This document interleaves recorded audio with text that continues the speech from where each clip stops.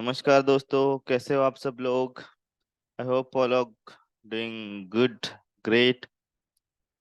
तो बच्चों, आज हम शुरू करने वाले हैं हमारा 11th महाराष्ट्र फिजिक्स का second lesson, that is what mathematical methods.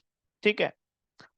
हमने इसके पहले 11th महाराष्ट्र फिजिक्स का जो भी लेक्चर, और क्या बोल सकते हैं उसे, चैप्टर 1 था, यूनिट्स एंड मेजरमेंट, वो पहले ही कंप्लीट किया है। तो मेरा आप सभी से अनुरोध है कि आप जाके पहले वो वाला क्लास और वो वाले सब लेक्चर्स अच्छे से देखो। मतलब एक एक चैप्टर करके आप आगे बढ़ो। ठीक है। तो आपको अच्छे से समझ में आएगा। ठीक। तो यहाँ पर है हमारा लेसन मैथमेटिकल मेथड्स। अब देखो मैथमेटिकल मेथड्स क्या होता है, और इस लेसन में हम क्या पढ़ने वाले हैं, इसके बारे में हमने पहले कभी सुना था क्या, और इस लेसन में जो भी पॉइंट्स आने वाले हैं इसके बारे में हमने पहले कभी पढ़ा था क्या। तो ये सब डिस्कस करेंगे आज। ओके। आज थोड़ा इंट्रोडक्टरी पार्ट लेंगे, फिर बाद में आगे जाके और डिटेल्स में हम अगले अगले क्लासेस में पढ़ने वाले हैं। तो पहले हम शुरू करते हैं विद द टॉपिक नेम। तो क्या लेसन का नाम है? Mathematical methods. अब फिजिक्स में मैथ की क्या रिक्वायरमेंट है, फिजिक्स में मैथ्स का क्या यूज है। तो आप सभी को पता है, एक्चुअली फिजिक्स मतलब एक व्हाट यू कैन से, जिसे फिजिकल वर्ड बोलते हैं, फिजिकल साइंस बोलते हैं, जो चीज हमें दिखती है, जो हम एक्सपीरियंस कर सकते हैं, वो है सिंपली फिजिक्स। बट देखो, फिजिक्स एक एप्लीकेशन है। किसका? मैथ्स का। फिजिक्स एक एप्लीकेटिव साइंस है जहां पर उसका एप्लीकेशन होगा। ओके। बट वो किसका एप्लीकेशन है? ये है मैथ्स का। कुछ मैथमेटिकल रिलेशंस होंगी। ओके। तो वो जो भी रिलेशन है उसका ये फिजिक्स हमारा एप्लीकेशन है। तो इसी वजह से मैथ्स फिजिक्स में बहुत इंपॉर्टेंट है। मैथ्स एक बेस है, उसके बाद आएगा फिजिक्स आएगा। ठीक है। और दोनों एक इंटर रिलेटेड बोल सकते हो, और बाकी भी सब्जेक्ट इससे व्हाट वी कैन से इसके ऊपर डिपेंडेंट्स है। ओके। तो बच्चों, मैथमेटिकल मेथड्स में ऐसे कौन से मैथमेटिकल टूल्स है जो हम फिजिक्स में यूज करने वाले हैं और करते हैं? जैसे कि कैलकुलस है, देन वेक्टर एनालिसिस होगा। ओके। बाकी मैथ्स तो सिंपल, जो अलजेब्रा है वो तो हर जगह पर, addition, subtraction, multiplication, division, functions. Okay. तो ये तो चलता ही रहता है, ये तो हर जगह हम यूज करते ही है। इवन ये हमने फिफ्थ सिक्स स्टैंडर्ड से यूज करना शुरू कर दिया था, जब हम वर्क निकालते थे, जब हम कोई क्वांटिटी का लाइक आंसर निकालते थे। ओके। लेकिन अब 11th में हम शुरू करने वाले एग्जैक्टली वेक्टर एनालिसिस, वेक्टर का कैलकुलेशन। जैसे आपने पढ़ा होगा पहले, फोर्स सिर्फ एफ लिखा तो भी चलेगा, फोर्स सिर्फ फोर्स एक कंसेप्ट था आपके लिए, पुल एंड पुश एक्शन था। बट अभी फोर्स एक वेक्टर क्वांटिटी है, जो हमने 9th 10th में कुछ रिवाइज किया था, कुछ इंट्रोडक्टरी देखा था। तो वो वेक्टर क्वांटिटी क्या होती है, उसका एनालिसिस कैसे करते हैं, उससे वेक्टर से हम कोई सिचुएशन होगी, रियल लाइफ सिचुएशन होगी, रियल लाइफ प्रॉब्लम्स होगे, वो कैसे सिंप्लीफाई कर सकते हैं, वो कैसे हम फाइंड आउट कर सकते हैं उसका आंसर। तो ये हम आज करेंगे। ठीक है। तो without wasting our time, let's start. Myself Atul, आप सबको पता है। और इसके पहले के जो भी क्लासेस है, लेक्चर सीरीज में चला रहा हूँ, तो वो सब क्लासेस अच्छे से देखो। आपका रिस्पॉन्ड अच्छे से मुझे आना चाहिए। ओके। मतलब कोई अगर डाउट है, कोई आपको इश्यू है, प्रॉब्लम्स है, तो आप कमेंट बॉक्स में लिख सकते हो। ठीक है।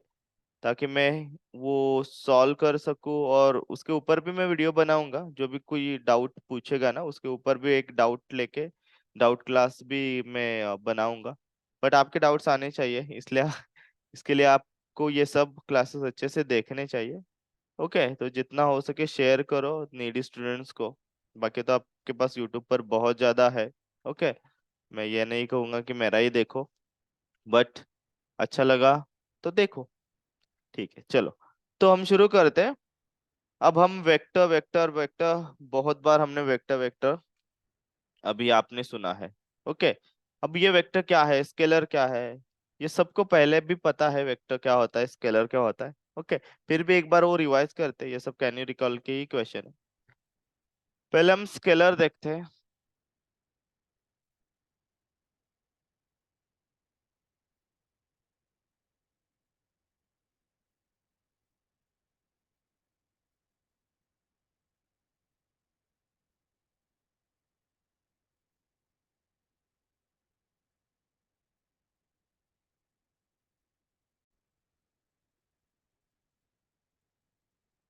ठीक है, तो पहले हम डिस्कस करते हैं स्केलर क्या होता है। ठीक है।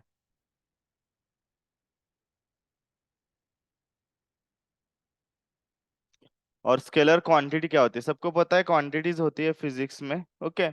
जिसको कुछ एक न्यूमेरिकल वैल्यू होती है और उसका एक स्पेसिफिक यूनिट होता है, और आगे जाके उसको डायरेक्शन भी हमें बतानी बहुत इंपॉर्टेंट होती है।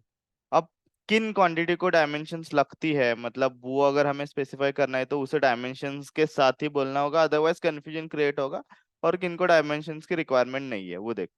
तो पहले स्केलर देखो, स्केलर एक क्वांटिटी, ऐसी क्वांटिटीज होती है। Okay, quantities.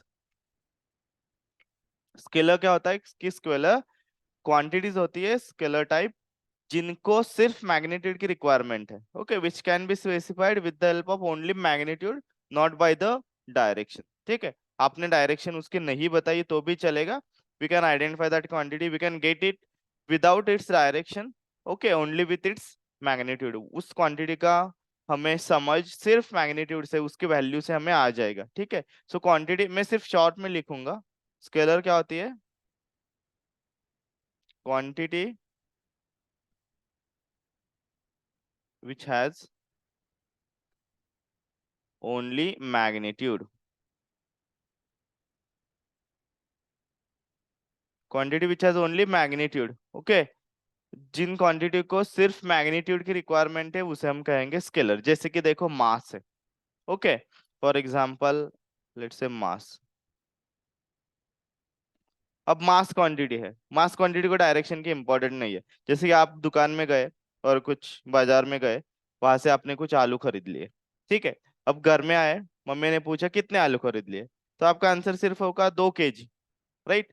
आपको ये बोलने की रिक्वायरमेंट नहीं है वहां पर कि 2 kg, like 2 kilo from the bottom, 2 kilo from the top.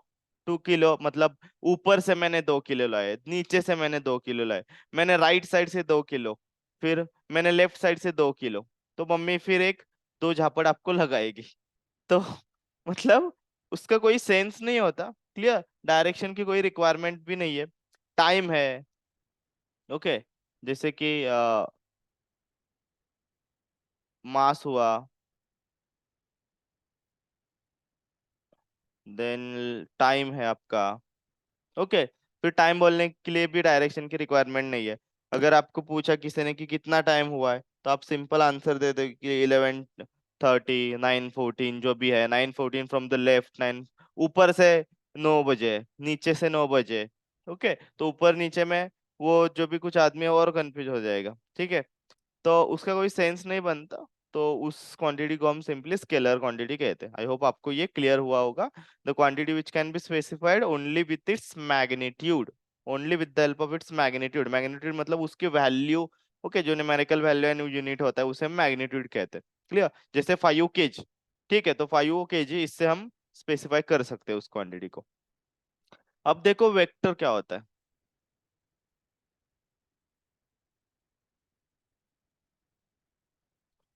अब वेक्टर क्वांटिटी किसे कहते हैं, वेक्टर क्वांटिटी। अब ऑब्वियसली यहाँ पर हमने पहले भी डिस्कस किया है कि अगर स्केलर को सिर्फ quantity enough, sorry magnitude enough है, तो वेक्टर को मैग्नीट्यूड इनफ नहीं है। Vector should be specified with its magnitude as well as direction. Okay, उसकी डायरेक्शन बतानी बहुत इंपॉर्टेंट है यहाँ पर। क्यों? अब देखो एक एग्जांपल लेते हैं। जैसे कि मेरे क्लास में दो स्टूडेंट्स है, एक है बाबू, ओके, और एक है शोना। बाबू एंड शोना। ठीक है। अब शोना ने क्या किया, लेट्स से ऐसा कोई एक चौक है। हम्म। तो यहाँ पर एक था क्लॉथ शॉप, एक कपड़े का दुकान। तो शोना आ गई इस चौक में। ये कौन सा चौक है? लेट्स से नरेंद्र मोदी चौक। नमो।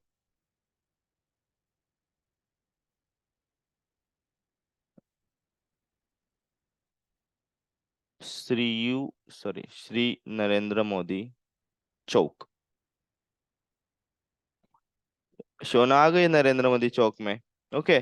फिर वो उस चौक से 500 मीटर इस ईस्टवर्ड डायरेक्शन में चली गई, इस क्लॉथ शॉप में गई। ठीक है। और उसने कुछ कपड़े अच्छे से खरीद लिए। फिर जाके वो पहन के आ गई दूसरे दिन क्लास में। बाबू ने देखा शोना को कि इतने अच्छे अच्छे कपड़े इसने कहाँ से लिए। तो उसने जाके शोना से पूछा कि आपने ये कपड़े कहाँ से लिए, मुझे भी लेने हैं ऐसे वाले। ओके। तो शोना ने कहा, काम करो, नरेंद्र मोदी चौक में जाओ और वहां से 500 मीटर डिस्टेंस पे चले जाओ, 500 मीटर चले जाओ। बाबू गया दूसरे दिन, हमारा बाबू आया। ये आया बाबू। बाबू गए यहाँ पर 500 मीटर। बाबू को यहाँ पर मिला कौन सा? जूतों का। कपड़ों का तो कोई शॉप मिला ही नहीं, जूतों का एक शॉप मिला। बाबू का आया गुस्सा। उसे लगा कि शोना ने कुछ गलत उसे फंसाया है यहाँ पर। ओके। शोना को मतलब उसे प्रैंक किया शोना ने। तो बाबू आया गुस्से में, गुस्से में आग बबूला होके फिर से रिटर्न आया क्लास में दूसरे दिन। शोना को देने लगा गालियां। और फिर शोना ने बोला, नहीं मैंने तो सही कहा था, 500 मीटर ही डिस्टेंस था वो, और नरेंद्र मोदी चौक गए थे ना। वो बोला, हाँ नरेंद्र मोदी चौक ही गया था, बट 500 डिस्टेंस गए थे, हाँ। तो क्या गलती हो गई? चलो आज फिर जाओ और फिर अच्छे से जाओ। तो बाबू गया, फिर दूसरे दिन भी गया, तीसरे दिन गया, तीसरे दिन गया नरेंद्र मोदी चौक गया, फिर से गया 500। यहाँ पर इसे कुछ हलवाई का शॉप मिला। मिठाई विठाई खा ली, खरीद ली, और फिर से रिटर्न घर आया। फिर से उसे गुस्सा आया। फिर से दूसरे दिन क्लास में वो शोना को कुछ बोलने लगा। अब शोना गुस्सा हो गई, तुम ही कुछ गड़बड़ कर रहे हो यहाँ पर, तुम ही अच्छे तरीके से नहीं जा रहे। तो आप मुझे बताओ कि ये बाबू क्या गड़बड़ कर रहा है, या शोना ने गड़बड़ की है? तो यहाँ पर एक्चुअली गड़बड़ किसकी है? शोना की। क्या गड़बड़ है? क्या गड़बड़ है यहाँ पर कि शोना ने उस मैग्नीट्यूड के साथ बाबू को यहाँ पर क्या बताना चाहिए था? क्या बताना चाहिए था यार? डायरेक्शन। क्या बताना चाहिए था?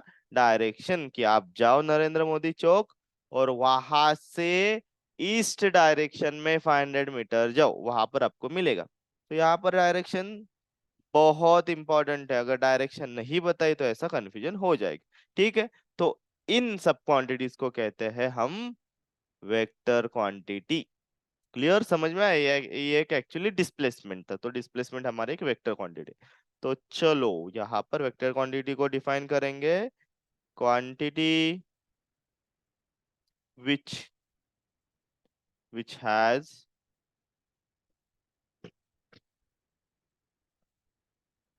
Magnitude as well as direction.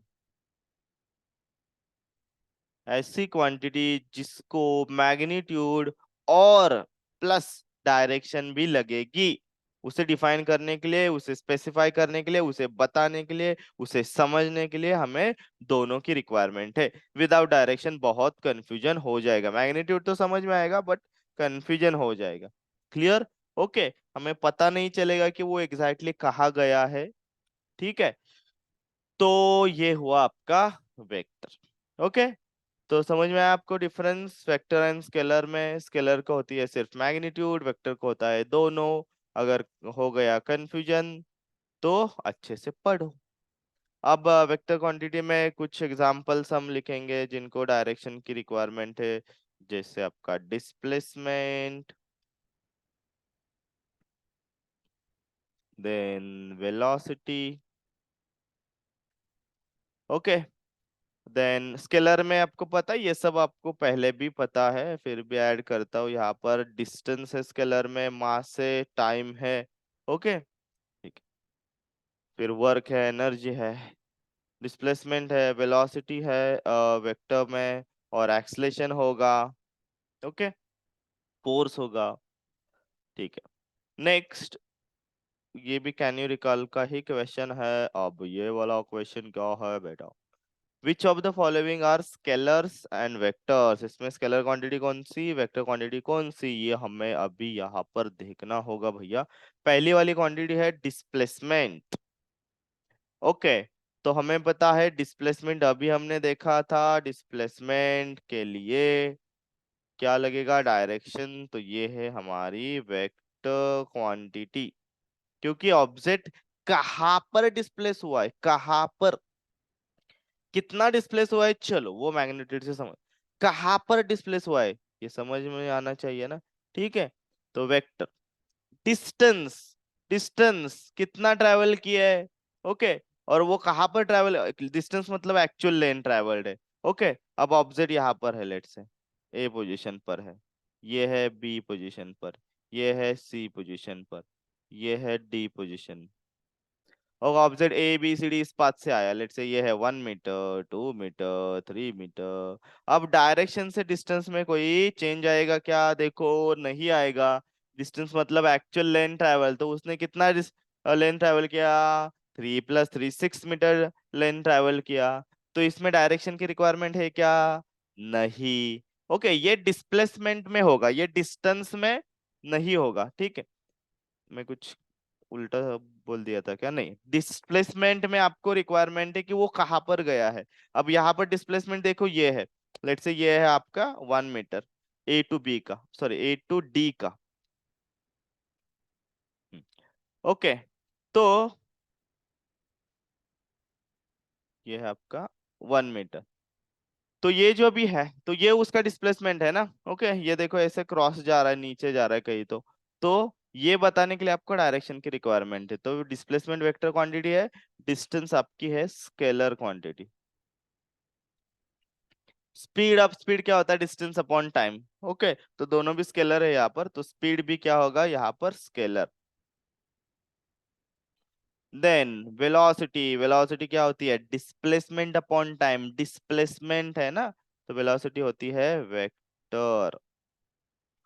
Force क्या है, मास इनटू एक्सेलरेशन, जहां पर एक्सेलरेशन होता है हमारा वेक्टर। हमेशा याद रखो, स्केलर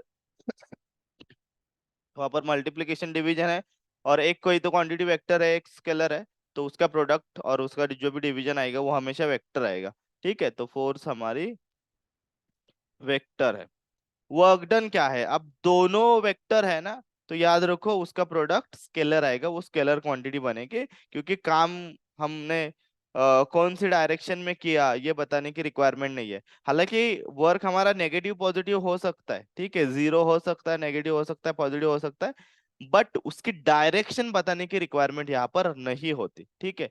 कितना काम किया है इतना काफी है, ओके।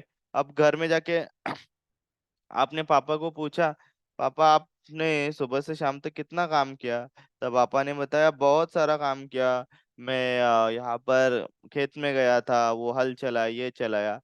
अब आपने पूछा किस डायरेक्शन में काम किया, तो पापा आपकी डायरेक्शन बदल देंगे वहां पर, ठीक है। तो इसका मतलब कि काम करने के लिए वहां पर एग्जैक्ट डायरेक्शन बताने की रिक्वायरमेंट नहीं है। और यहाँ पर दो क्वांटिटी वेक्टर वेक्टर भी है, तो वेक्टर, क्योंकि वर्क डन क्या होता है, फोर्स इनटू डिस्प्लेसमेंट, ठीक है। तो फोर्स भी वेक्टर, डिस्प्लेसमेंट भी vector, vector into vector scalar होता है। अब work done and energy, energy क्या होती है और वर्क डन क्या होता है, चेंज इन एनर्जी होती है, ठीक है। तो ये भी हमारी स्केलर क्वांटिटी है। किस डायरेक्शन में एनर्जी ज्यादा है, ओके, और उसकी डायरेक्शन क्या है, कम है, और सॉरी कौन सी डायरेक्शन है ये बताने की यहाँ पर आपको ज्यादा रिक्वायरमेंट होती नहीं। मैं थोड़ा सा पीछे बैठता हूँ, ठीक है। अब देखो, चलो ये हमने डिस्कस किया, वेक्टर क्या होता है, स्केलर क्या होता है, आई होप आपको सब समझ में आया है। अब चलो, let's come over the topic, mathematical methods. तो इसमें हम क्या क्या पढ़ने वाले, इसमें हम कुछ मैथमेटिकल टूल्स पढ़ने वाले।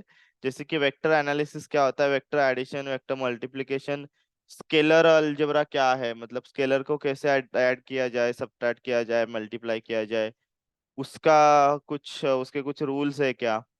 Then vector addition, subtraction, multiplication, division क्या होता है, ये हम आज पढ़ने वाले, आज मतलब इस लेसन में पढ़ने वाले। देन कैलकुलस पढ़ने वाले, सबसे इम्पोर्टेंट कैलकुलस। कैलकुलस एक मैथमेटिकल मैथ्स है, अलग सा मैथ्स है। न्यूटन और एक और साइंटिस्ट था, इन दोनों ने ये डेवलप किया मैथ्स है, जिसमें हम ये 11th 12th में, 11th के आई थिंक एंड में मैथ्स में पढ़ोगे, डेरिवेटिव्स, डेरिवेशन पढ़ोगे, एंड इंटीग्रेशन पढ़ोगे 12th में। तो ये सब इसका पार्ट है, कैलकुलस का पार्ट है। इससे हम क्वांटिटी और अच्छे से स्पेसिफाई कर सकते हैं और अच्छे से रिजल्ट्स फाइंड आउट कर सकते हैं। ठीक है, एरिया एंड लाइक स्लोप होता है वो एग्जैक्टली तो हमने ग्राफ भी 9th और 8th स्टैंडर्ड में ग्राफ किए थे, जहां पर हमने कुछ स्लोप और कुछ एरिया ऑफ द ग्राफ की हेल्प से कुछ क्वांटिटीज फाइंड आउट की थी। तो ऐसे ही यहाँ पर कैलकुलस में वही करते, बट बहुत इन्फाइनेटली स्मॉल और इन्फाइनेटली लार्ज ऑब्जेक्ट के लिए हम कंसिडर करके यहाँ पर कर सकते, लिमिट्स वैल्यू देके। ये धीरे धीरे आपको समझ में आएगा, ज्यादा दिमाग के ऊपर ये जोर मत डालो अभी। अभी सिर्फ याद रखो कैलकुलस पढ़ने वाले, जिसमें आता है इंटीग्रेशन एंड डेरिवेशन।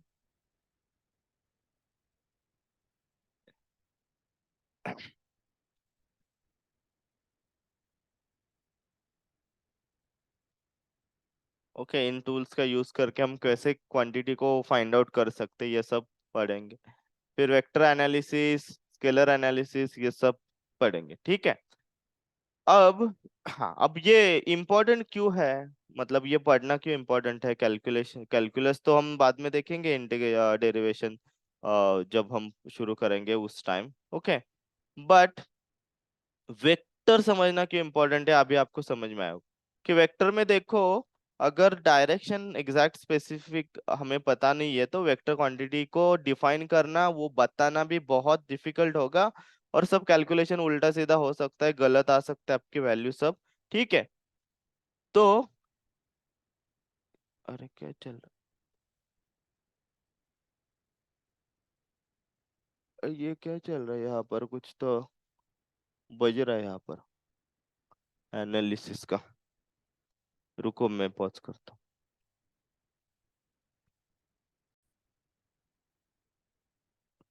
ठीक है, तो एक काम करते हैं, विदाउट वेस्टिंग टाइम, चलो हम सीधा वेक्टर एनालिसिस के ऊपर जाते हैं। वेक्टर मतलब हमने देखा था, उसको डायरेक्शन भी बताने हो गया आपको। अब लेट्स से कोई वेक्टर क्वांटिटी है हमारी फोर्स, ओके। अब यहाँ पर एक ऑब्जेक्ट है, अब इस ऑब्जेक्ट के ऊपर हमने फोर्स लगाया, लेट्स से 10 न्यूटन। ये एक बॉक्स है, इसके ऊपर हमने फोर्स लगाया 10 न्यूटन।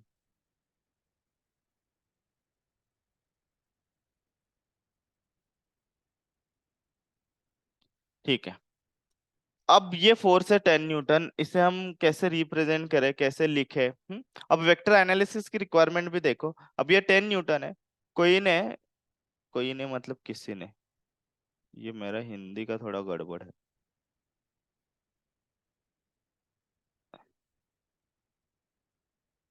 यहाँ पर किसी ने आके 5 न्यूटन का फोर्स लगाया, तो आप बताओ ये बॉक्स किस डायरेक्शन में चला जाएगा, ये बॉक्स चला जाएगा इस लेफ्ट डायरेक्शन में, राइट, लेफ्टवर्ड डायरेक्शन में, ओके, या राइटवर्ड, राइटवर्ड डायरेक्शन में चला जाएगा, क्योंकि उस डायरेक्शन में ज्यादा फोर्स है, नया 10 न्यूटन है ना। तो इसका जो भी नेट फोर्स होगा ना, वो क्या होगा, 5 Newton in the rightward direction. ठीक है, अब इसे कैसे रिप्रेजेंट करें, ओके, और इसका डायरेक्शन कैसे बताए, चलो तो वो सब हम अब देखते हैं। कोई भी वेक्टर क्वांटिटी है ना, इसे रिप्रेजेंट करने के लिए हम दो तरीके से कर सकते हैं। अब पहले तो आपको एक एरो निकालना होगा, यहाँ पर मैं एक एरो लगाता हूँ।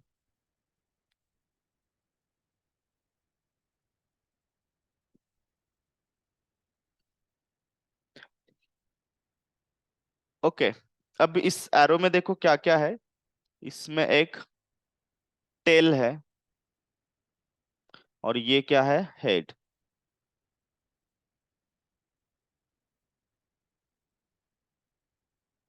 ओके, अब इसको हम दो तरीके से नाम दे सकते हैं। एक तो जो भी नाम है, लेट से यहाँ पर एक नाम देना होगा ए, एंड यहाँ पर एक देना होगा बी। अब इसे रीड करना है vector A B, A B. Tail से हमें शुरुआत करनी है, हेड तक जाना है, वेक्टर ए बी। और इसके ऊपर लगाना है एक एरो। इसका मतलब ये है वेक्टर। ठीक है, तो इसे सिंपल आपको एक लाइन सेगमेंट दिख रही है जहां पर एक लाइन है। ओके, सो एक लाइन सेगमेंट है, और ये एक डायरेक्शन में, ये रे नहीं है, याद रखो ये एक रे नहीं है, क्योंकि रे के एंड में टेल में आपको फुल स्टॉप दिखेगा। ओके, वैसे यहाँ पर नहीं दिखता। तो टेल है, हेड है, सिर्फ इतना याद रखो। इसे रिप्रेजेंट करने के लिए आपको ऐसे लिखना होगा। फिर इसे एक वर्ड से भी लिख सकते हो। लेट से ये है कोई किस क्वांटिटी का, लेट से फोर्स क्वांटिटी का है। ओके, तो फोर्स का है, तो इसे मुझे एफ वेक्टर से भी हम इसे रिप्रेजेंट कर सकते हैं, एफ वेक्टर। जितना इसका मैग्नीट्यूड होगा उतना ज्यादा उसकी लेंथ होगी। लेट्स से ये हमारा है 5 न्यूटन का। तो इसके कंपैरिजन ले, मतलब हमने एक स्केल फिक्स किया, ये हमारा 5 न्यूटन का फोर्स है।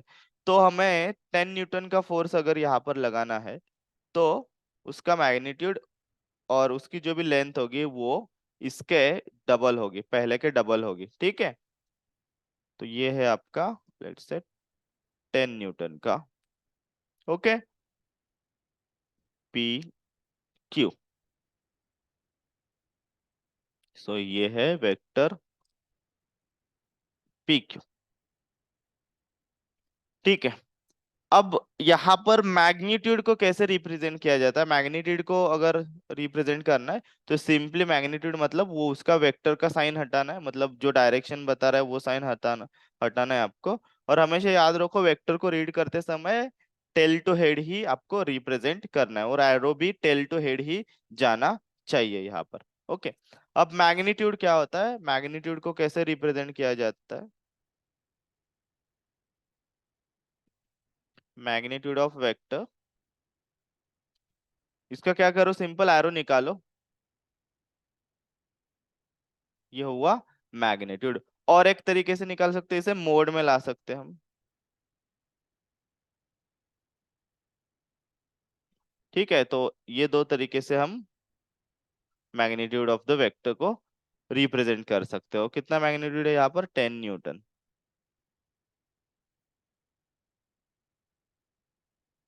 ठीक, अब इसमें कौन सी एक चीज होगी जो एक्सेप्टेबल नहीं है, कि एक तो ये उल्टा। ओके, जैसे कि ये आपका पी क्यू वेक्टर है, और इसे हमने क्यू पी रिप्रेजेंट किया, तो ये हुआ गलत। ओके, ये एक्सेप्टेबल नहीं है। देन आप जो भी स्केल ले रहे हो ना, तो एक ही स्केल आपको यहाँ पर यूज करना पड़ेगा।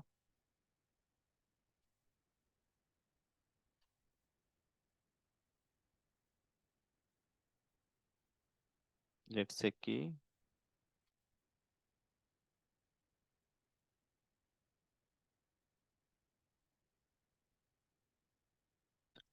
ठीक है, अब देखो अगर ये वाला 5 न्यूटन है, ओके, तो ये वाला आपका 10 न्यूटन होगा। बट ऐसा नहीं कि अगर लेट से ये वाला आपका कितना है, 5 न्यूटन है, और ये वाला 10 न्यूटन आपको दिख रहा है, तो ये गलत बात है। क्योंकि देखो 5 न्यूटन की स्केल कितनी है देखो, तो उसके कंपैरिजन 10 न्यूटन आपका बहुत कम दिख रहा है। और उल्टा भी नहीं करना है आपको, ये वाला अगर आपने 10 न्यूटन बताया, ओके, और ये वाला आपने 5 न्यूटन बताया, तो ये भी गलत हुआ, क्योंकि ये स्केल से नहीं, जितना ज्यादा मैग्नीट्यूड उतना ज्यादा उसकी एरो की लेंथ। ठीक है, चलो, तो रिप्रेजेंटेशन ऑफ वेक्टर आपको समझ में आया।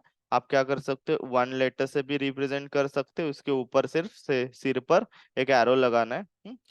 और देन नेक्स्ट हम कर सकते हैं 2 लेटर से। ठीक है, फिर मैग्नीट्यूड को रिप्रेजेंट करने के लिए एक तो एरो हटाओ, और उस पूरे वेक्टर को मोड में ला। ओके, मोड में लिखो, तो आपको यहाँ पर मैग्नीट्यूड मिलेगा। ठीक है, चलो, तो सीधा हम अब आते पॉइंट टाइप्स ऑफ वेक्टर, कि कौन कौन से तरीके के वेक्टर्स होते हैं। अब पहला वेक्टर है, देखो, जीरो वेक्टर, जिसे कहा जाता है नल वेक्टर भी। जीरो वेक्टर क्या होता है? जिसका मैग्नीट्यूड जीरो हो।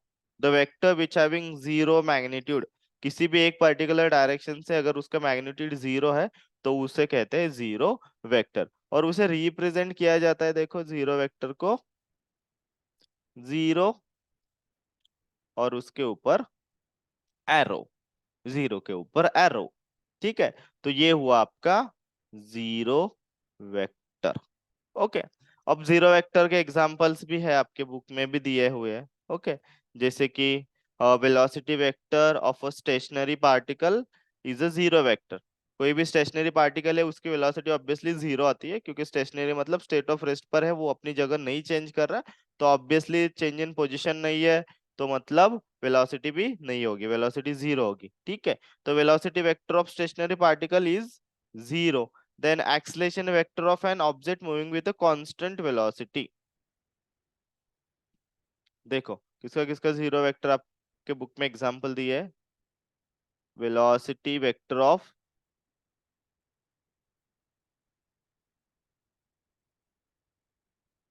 वेक्टर ऑफ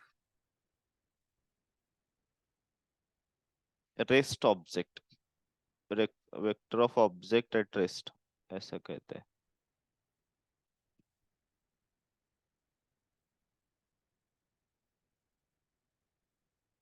तो ये होगा आपका zero vector. Then acceleration of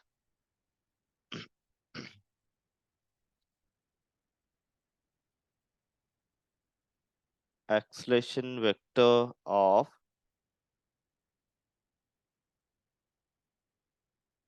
of object in uniform motion और uniform velocity we can say. अगर ऑब्जेक्ट यूनिफॉर्म वेलोसिटी में चल रहा है तो उसका एक्सलेशन जो भी होगा वो भी जीरो होगा। हमें पता है यूनिफॉर्म वेलोसिटी मतलब नो चेंज इन वेलोसिटी, और एक्सलेशन चेंज इन वेलोसिटी होता है।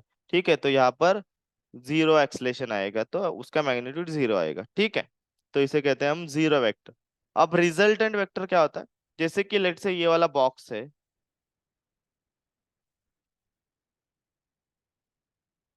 अब इस बॉक्स के ऊपर एक, इस डायरेक्शन में एक फोर्स लग रहा है,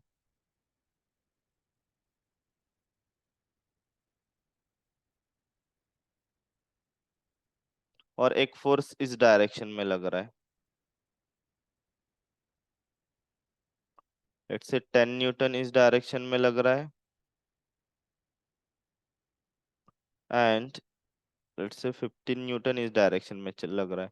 अब ये ऑब्जेक्ट जाएगा किस डायरेक्शन में? ना 10 की और ना 15 की, ये कहीं बीच में इस डायरेक्शन में चला जाएगा।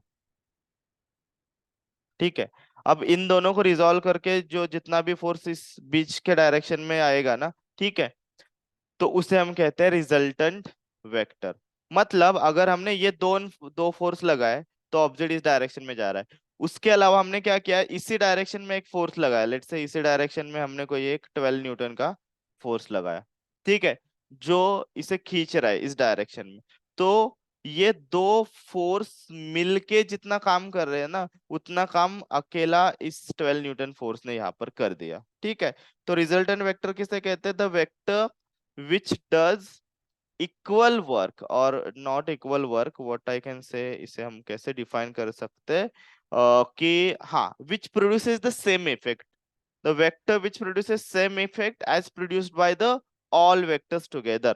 उस उस काम में और उस एक्टिविटी में जितने वेक्टर्स है, उन सब वेक्टर्स का मिला के जितना भी एफर्ट है और जितना इफेक्ट हो रहा है उस ऑब्जेक्ट के ऊपर, उतना इफेक्ट अगर कोई एक वेक्टर कर रहा है ना, तो उसे हम कहते हैं रिजल्टेंट वेक्टर। क्लियर? ओके।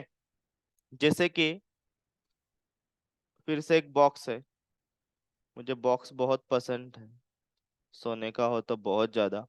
अगर ये वाला, लेट से यहाँ से कोई इसे खींच रहा है,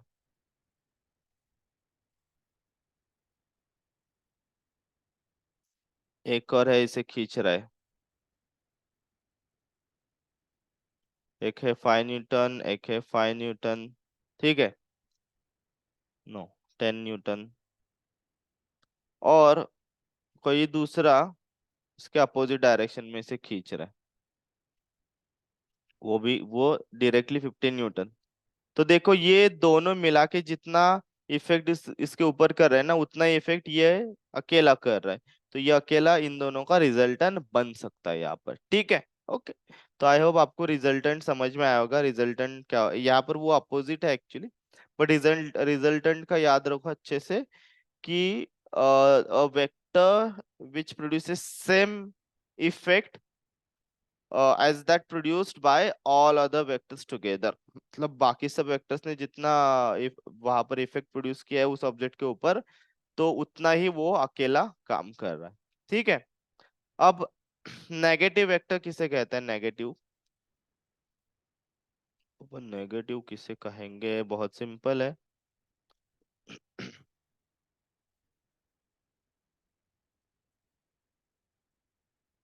ये एक वेक्टर है यहाँ पर,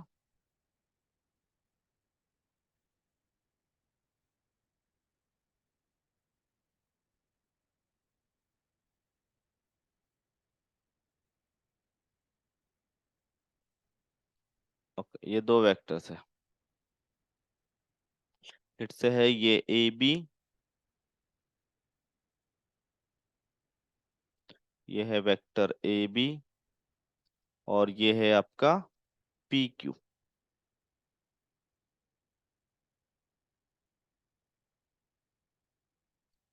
ठीक है। अब देखो ए बी की डायरेक्शन इस डायरेक्शन में, लेफ्टवर्ड में, पी सॉरी राइट में है, पी क्यू है लेफ्ट डायरेक्शन में, बट दोनों का मैग्नीट्यूड यहाँ पर मुझे सेम दिख रहा है क्योंकि लेंथ सेम दिख रही है, ठीक है।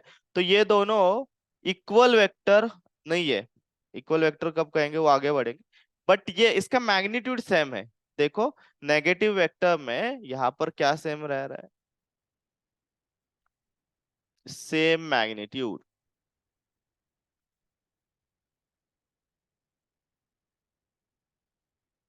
Okay, same magnitude but opposite directions, opposite directions, magnitude तो सेम है बट डायरेक्शन दोनों की एग्जैक्टली अपोजिट है, तो उसे कहते हैं नेगेटिव वेक्टर। तो यहाँ पर होगा A B vector that will be equal to minus P Q vector, और पी क्यू वेक्टर आप रिप्रेजेंट कर सकते हो, P Q vector will be minus A B vector, clear, okay, ठीक है। तो आई होप आपको नेगेटिव वेक्टर समझ में आया होगा। The vector which is same in magnitude, equal in magnitude but opposite in direction is known as the negative vector or opposite vector। अब equal vector किसे कहते हैं, इक्वल वेक्टर जिस इन दो वेक्टर्स को कहेंगे जिनका मैग्नीट्यूड भी इक्वल है एंड डायरेक्शन भी इक्वल है, इसे हम कहते हैं इक्वल वेक्टर्स। इक्वल वेक्टर किसे कहेंगे, लेट्स से ये है एक वेक्टर है, ये एक वेक्टर है, इनका देखो मैग्नीट्यूड डायरेक्शन दोनों इक्वल है, लेट्स से ये ए बी, ये क्यू पी, ओके। तो यहाँ पर देखो A B vector that will be equal to Q P vector, Q P देखो टेल टू हेड हमें रीड करना है, ठीक है। तो A B vector will be equal to Q P vector. अब इनका direction and magnitude both are equal, okay, both the direction and magnitude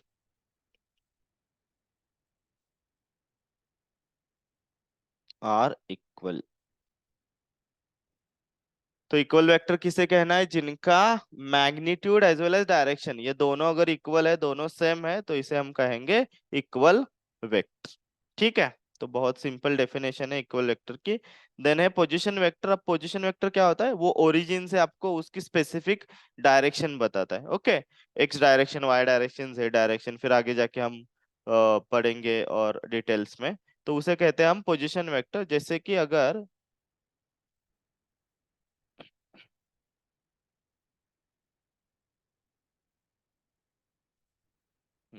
जैसे ये दो एक्सिस है यहाँ पर, ये है इनका ओरिजिन ओ, और यहाँ पर एक वेक्टर है, और इस पॉइंट की डायरेक्शन हमें पता चलेगी if you connect that origin with that point.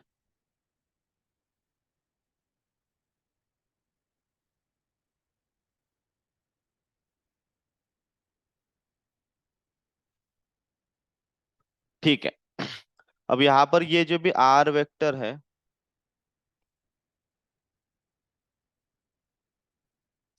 ये आर वेक्टर कौन सा वेक्टर है, पोजीशन वेक्टर। तो वो उस पॉइंट की, इस पॉइंट की क्या बता रहा है, डायरेक्शन बता रहा है। ओके, फ्रॉम इट्स ओरिजिन, तो इसे हम कहते हैं position vector. Vector which gives position of a particle with respect to the origin of chosen coordinate system. जो भी कोऑर्डिनेट सिस्टम आपने वहां पर सिलेक्ट की है, उस कोऑर्डिनेट सिस्टम में जो भी ओरिजिन है, उस ओरिजिन से जो भी वेक्टर डायरेक्शन बताएगा उस पॉइंट का, उस वेक्टर का, तो उसे हम कहेंगे पोजीशन वेक्टर। ठीक है। अब यूनिट वेक्टर किसे कहा जाता है, जिसका मैग्नीट्यूड वन है, जिसका मैग्नीट्यूड क्या है, वन, उसे हम कहते हैं unit vector. Okay, the vector having unit magnitude in a given direction. Okay, और यूनिट तो वन, तो मैग्नीट्यूड मतलब हर एक का हो ही सकता है, वन तो होता ही है, होता ही है, मतलब वो वन हमेशा मल्टीप्लिकेशन में आता ही है। ठीक है, तो यूनिट वेक्टर को रिप्रेजेंट करते हैं कैप से। जैसे unit vector in the direction of x, unit vector in X direction,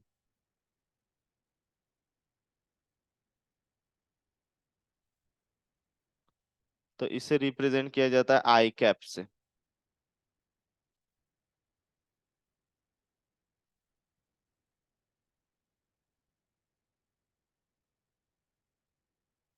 gas से निकलना, आई कैप।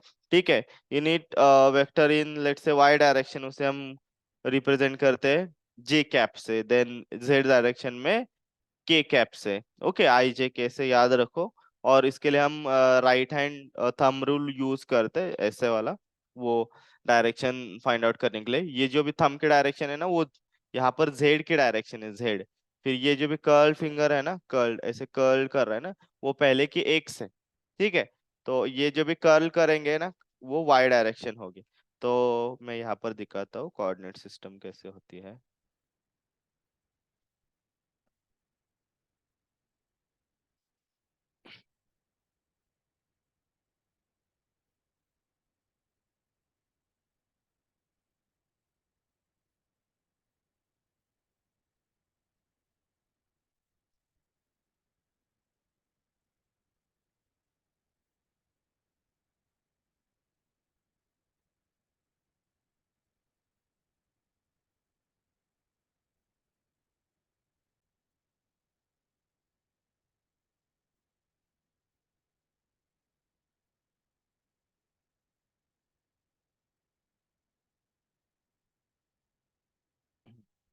ओके, तो ये है हमारी राइट हैंडेड कोऑर्डिनेट सिस्टम। ये आपका यहाँ पर ओरिजिन होगा, ये होती है एक्स डायरेक्शन, ये होती है वाई डायरेक्शन, ये होती है जेड डायरेक्शन। ठीक है, ये हम जब ये पढ़ेंगे हमारा वेक्टर का, और ठीक है, ये बाद में पढ़ेंगे। Okay, unit vector in X direction I cap से रिप्रेजेंट करना है, unit vector in let's say Y direction आपको रिप्रेजेंट करना है जे कैप से, and unit vector in Z direction आपको रिप्रेजेंट करना है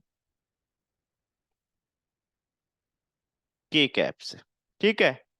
ओके, अब देखो यूनिट वेक्टर जो भी होता है ना, यूनिट वेक्टर, अब हमें पता है कि लेट्स से कोई भी वेक्टर है, लेट्स से एफ वेक्टर है, इसका मैग्नीट्यूड हम रिप्रेजेंट करते हैं ऐसे।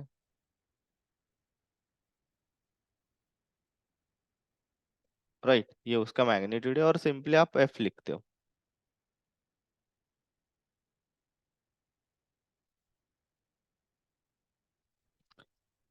अब देखो, ये तो उसका मैग्नीट्यूड हुआ।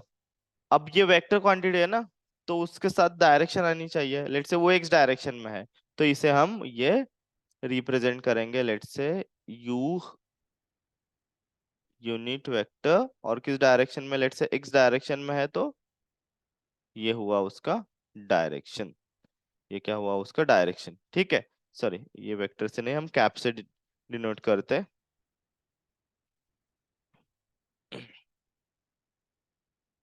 यह हुआ उसका डायरेक्शन। तो वो एक स्पेसिफिक डायरेक्शन यहाँ पर बताएगा, एक्स डायरेक्शन बताएगा। तो इससे भी हम वेक्टर्स को रिप्रेजेंट कर सकते हैं with the help of their unit vector. अब यूनिट वेक्टर का यहाँ पर वैल्यू क्या आएगा, फिर unit vector that will B